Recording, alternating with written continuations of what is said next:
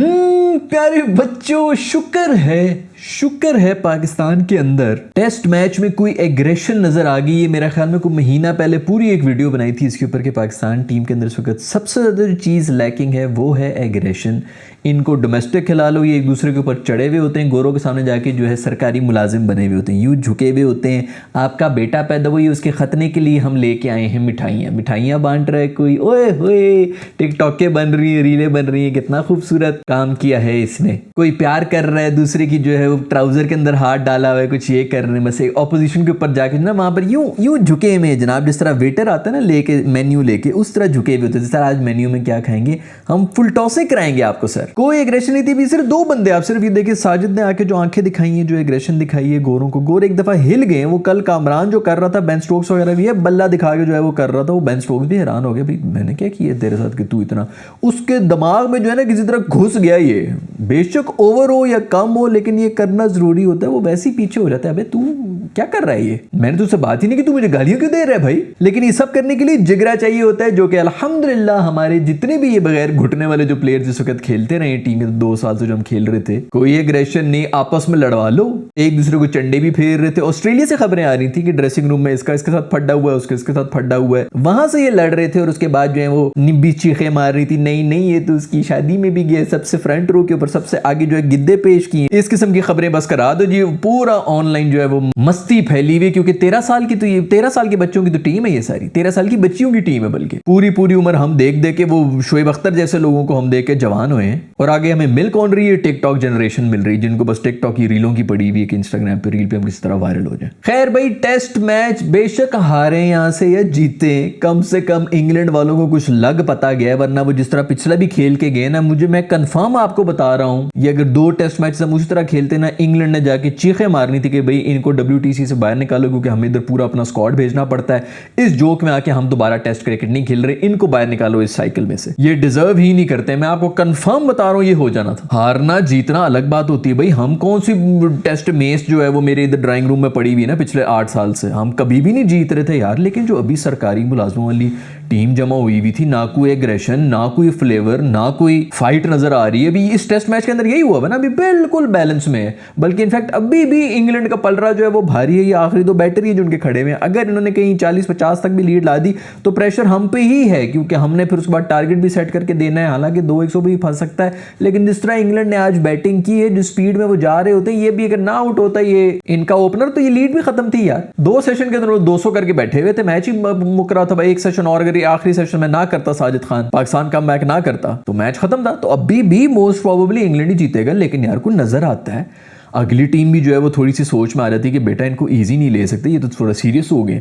पहले तो वो हंस रहे थे, सेलिब्रेशन करना छोड़ दी थी उन्होंने। 800 रन तुम लोग खा रहे हो यार, बस पिच लगी, पिच अच्छी, पिच गंदी, पिच अच्छी, पिच गंदी। उसी गंदी पिच के ऊपर डेब्यूटेंट आके जो है वो 100 मार के गए, 19 के ऊपर 2 आउट थे। उसी गंदी पिच के ऊपर जो है उन्होंने जब मारना होता है वो उसके ऊपर बेसबॉल खेल के गए। उसी गंदी पिच के ऊपर स्पिनर हमारे पहले कुट्टे खा रहे थे, उसके बाद जो उन्होंने भी आउट किए। इसी तरह ही होता है यार, कंडीशंस कभी इसके हाथ में कभी उसके हाथ में होती हैं। खैर भाई, डिसीजन मानना पड़ेगा भाई, मानना पड़ेगा। आकिब जावेद ने स्ट्रेटजी बनाई ना, और एग्जैक्टली यही यार, कोई प्लानिंग तो नजर आया ना यार। आपका एग्जीक्यूट ना हो अलग बात है, लेकिन आप तो बिल्कुल ही होम्योपैथिक की तरह जो है वो वहां पे बैठे में, कुछ समझ ही नहीं आ रही, ना नफा हो रहा है ना नुकसान हो रहा है। भाई करने क्या आए थे हम, बस 5 दिन सिर्फ टाइम से करना था, एक वो स्क्रीन टाइम लेने के लिए आए हैं सारे जो हैं। अभी कुछ पता चल रहा है, आकिब ने जो ये पॉलिसी बनाई ना कि भाई सारे स्पिनर डाल दो, टर्निंग विकेट बना दो, इसी के ऊपर पकड़ सकते हैं। बिल्कुल 100% मैं एग्री करता हूं, हार भी सकते हैं, लेकिन कम से कम ये एक वाही चीज है जिस पे आप इन अंग्रेजों को पकड़ सकते हैं, क्योंकि आपके पास वो फास्ट बॉलर्स ही नहीं है। वो शोएब अख्तर वगैरह होते थे तो 150 की बॉल पे मार रहे होते तो आप इन विकेटों के ऊपर फिर भी आउट करवा लेते। अब वो पेस ही नहीं है,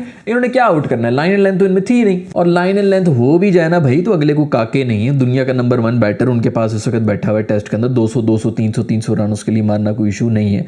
आप अच्छी लाइन लेंथ पे बाकी दुनिया कराती ना, तभी वो रन बना भी रहा होता है। खैर भाई, साजिद जानी यार मजा आ गया। 3 उंगलियां दिखा रहे लोग, 1 उंगली दिखाते हैं, अगले ने 3 उंगलियां दिखा रहा है। क्या कुछ एग्रेशन दिखाई है बॉय ने जो। और ये मैं तुम्हें बता दूं, जब से सीरीज अपना इनिंग शुरू हुई थी ना, साजिद इनसे रीड नहीं हो रहा था। हर ओवर के अंदर इसने 2 से 3 दफा क्लोज, मतलब 1-2 ओवर टर्न भी हुए हैं, इक्का दुक्का जो है वो रिव्यूज भी अच्छे लिए। बहुत अच्छी बॉलिंग करा रहा था, फिर भी मतलब वो एग्रेशन भी वो खेल रहे थे। उन्होंने कहा था कि यार इसको हम ज्यादा सर्वाइव तो कर नहीं सकते, इसको मारो ही मारो। मजे की बात ये है कि वो अगर एग्रेसिव खेल रहे थे तो पाकिस्तानियों ने भी बैकफुट पे नहीं गए, इन्होंने भी एग्रेसिव ही खेला कि आ जाओ फिर। ये टेम्परामेंट होता है यार, ये चीज होती है जो कि मिसिंग होती है यार। अगली टीम को भी मजा आता है, अब वो जीतेंगे भी ना तो उनको मजा आएगा कि यार चलो कुछ फाइट की है इन्होंने। वैसे तो यार अल्लाह करे कि पाकिस्तान ये जीत जाए, क्योंकि हद ही खत्म होगी भाई। अब तो यार हार हार के यार ड्रॉ मेंटेलिटी ही ड्रॉ की उससे जाते हो तो फिर पीछे हार के ही आना आपने। जबरदस्त एग्रेशन यार, चीख चीख के मैं थक गया हूं, कोई एग्रेशन दिखा दो, एग्रेशन दिखा दो। वो उसकी टिंडे चूम रहे हैं उधर, लीच के टिंड के ऊपर वो बॉल रगड़ रगड़ के जो है उसको पता नहीं इसके अंदर क्या निकालने की कोशिश कर रहा है बॉल में से कि उसके सर में से। इधर हमारे वाले का जो है सर चूमा जा रहा है। बेहतरीन कोई कैरेक्टर आया ना यार, 2 दिन के अंदर टेस्ट मैच के अंदर कोई कैरेक्टर आना शुरू हो गया। अभी ये खड़े होते अगर 2 दिन से बैटिंग भी कर रहे होते, हम 3 दिन बैटिंग कर रहे हो, 4 दिन उसके बाद फिर 800 रन खा रहे होते। क्या बकवास मजाक चल रहा है कि मैचेस चल रही है, कोई स्पोर्ट चल रही है भाई। सेलिब्रेशंस कर रहा है गब्बर स्टाइल, वैसे गब्बर स्टाइल उसने कॉपी किए उधर से, कौन करता था वो, शेखर धवन किया करता था मेरे ख्याल में, वहां से उसने उठाई। मुझे तो ये पहले ये बताओ भाई कि इसी ने हमें बांग्लादेश के अंदर कोई 7 8 या कोई 9 10 विकेटें इसने ली थी। एक इनिंग्स में मुझे याद है कोई 7 या 8 विकेटें लेने वाला था, उसके ऊपर 10 विकेटों का ही चल रहा था कि यार 10 कर ले, किसी तरह 10 कर ले। उस सीरीज के बाद से ये गायब किधर हुआ है? ये बकवासें होती रही हैं भाई। शेडी साहब को कोई थ्रेट ना रहे तो बस जो भी थोड़ा सा उसके मुकाबले का आया तो उसको भी पीछे कर दो, वो गायब हो गया था। 2-3 महीने हमने भी बोला है भाई वो किधर है, वो किधर है, बस वो एक टेस्ट वो नहीं चला, वो उसका हाथ जो है वो इधर से गिरता है, उसके टखने जो है वो शलवार ऊपर हुई होती, टखने नजर आ रहे होते हैं, हमारा जो ईमान खराब हो रहा होता है। इस किस्म की कोई बकवास रील्स बना के बंदा आता नहीं है कि उसको साइड पर। मेरा ख्याल में उसने इंटरव्यू भी किया, मैंने सुना नहीं है, लेकिन उसके अंदर सुना है कि इस किस्म की बातें हुई हैं कि उसने कहा कि मैं जब परफॉर्म करता था मुझे निकाल देते थे, मैंने उस सीरीज में किया मुझे निकाल देते थे, टीम से मैंने उस सीरीज में किया मुझे निकाल देते थे। यार ये देखो ना जरा, ये इस तरह की मोनोपोलियां चल रही थी टीम के अंदर, जिसके ऊपर हम रो के थक गए हैं कि खुदा के लिए यार इनको कोई 3 से 4 बंदे उठा के बाहर फेंको ताकि एक मैसेज चला जाए, बाकी सब भी इंसान के बच्चे बन जाए।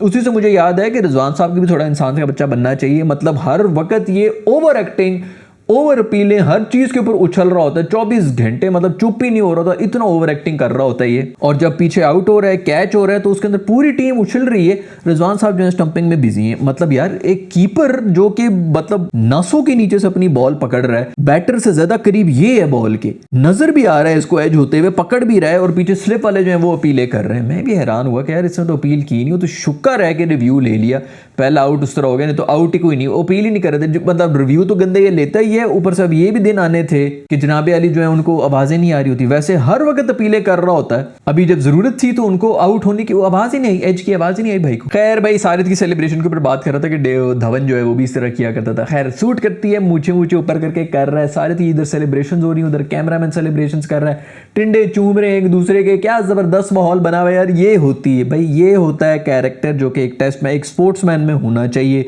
कहीं ना कहीं स्पोर्ट्स का पता चले, एक ही एक तुम लोग गेम खेलते हो, उसके अंदर भी सरकारी मुलाजिम बने हुए थे भाई, शुक्र है कि कोई कैरेक्टर वापस आया। कोई फर्क नहीं पड़ता भाई, कोई फर्क नहीं पड़ता रिजल्ट क्या आ रहा है, अगर आप लोग शेरों की तरह खेल रहे हो, दैट इज इट। खैर एक्साइटेड हुए हुए थे, शुरू के अंदर जो है नर्वस हुए हुए थे, जरा से हमने चौके चौके खाए। सारिद भाई ने एक ऐसा जबरदस्त, उस वक्त भी यही हुआ था कि सारिद ने फुल उनको दबाया हुआ था, वो रन लेने के चक्कर में उधर भागने की कोशिश में ये रन आउट होने वाले थे, और 1.5 महीना पीछे रह गया था बंदा, जो दूसरा बैटर आ रहा था। साजिद साहब ने बॉल कलेक्ट करनी थी, आउट करना था, और पहले जो है एक्साइटमेंट में जो है विकेटों को जो है बगले मार के, और फिर उसके बाद जो है खुद सबसे ज्यादा खुश भी है, खुद भी उसको पता नहीं चल रहा कि मैंने विकेटें तोड़ी नहीं है भाई। यार मतलब हमारे पाकिस्तानी भी जो है ना एहसाब इनके जो है वो कंट्रोल में नहीं रहते। वो तो शुक्र है कि एंड में कोई कमबैक वगैरह हो गया, नहीं तो हालात हमारे आज खराब हो ही गए थे। नोमी भाई ने भी जो है वो आउट किया, लेकिन टी के बाद जो आगे कोलैप्स हुए ना, ये सुबह से ही फंसे हुए थे, इसी के ऊपर फंसे हुए थे, लेकिन बच रहे थे। किस्मत इनकी बड़ी अच्छी थी, बड़ी एजो से बच रहे थे। 1-2 दफा तो हमें एक आउट भी हुआ था, वो भी ओवरटर्न हो गया था क्योंकि मिसिंग। यार मतलब समझ ही नहीं आ रही थी कि ये तो क्लिप कर रही है भाई। मुझे तो ये समझ नहीं आ रही कि वो जो लेग हिट डाला हुआ उन्होंने, जाहिद जो नाम है, उसको बिल्कुल कम ओवर शोवर कराए हैं, या तो मेरा हमें सेकंड इनिंग्स के लिए रखा हुआ है कि जी उसके अंदर उसको यूज करेंगे। बट अगर उसको नहीं यूज करना था तो भाई एक और पेसर ही डाल देते, मीर हमजा को ही डाल देते, क्योंकि